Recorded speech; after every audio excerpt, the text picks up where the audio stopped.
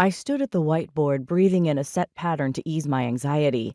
A diverse class of 20 adults spread out before me, men and women, ranging in age from 20 to 50-something, all properly social distancing, well trained by 2 years of pandemic.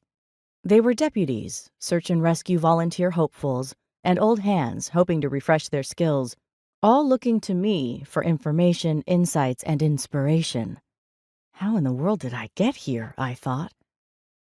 The door at the back of the room opened, and in walked the answer. Nate. Nathan Tanner, my teacher, mentor, friend, and advocate.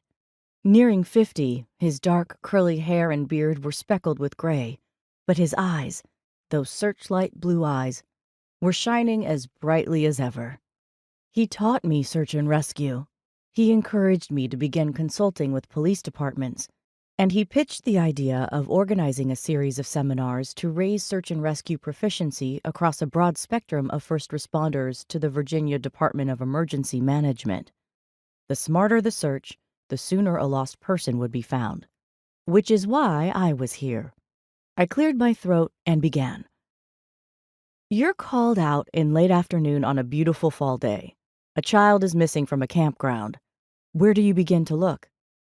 I let that rhetorical question hang in the air, then continued. What's the difference between a lost person and a missing person? How do people react once they realize they're lost? Do they tend to stay put? Turn left or right? Go uphill? Downhill? Follow a stream?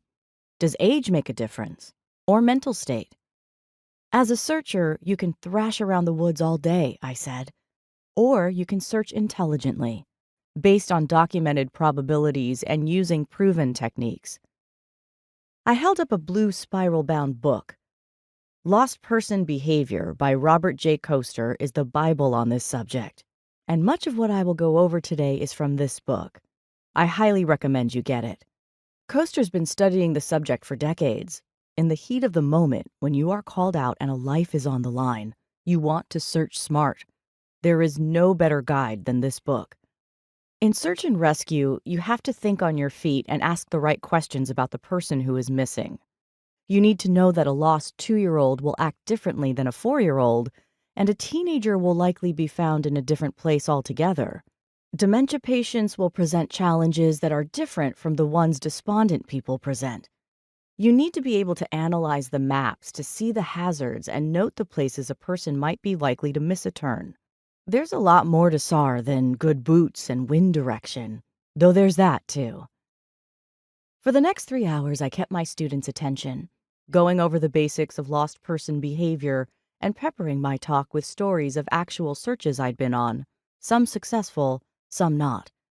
My German shepherd Luke lay on his side nearby, his ears twitching occasionally.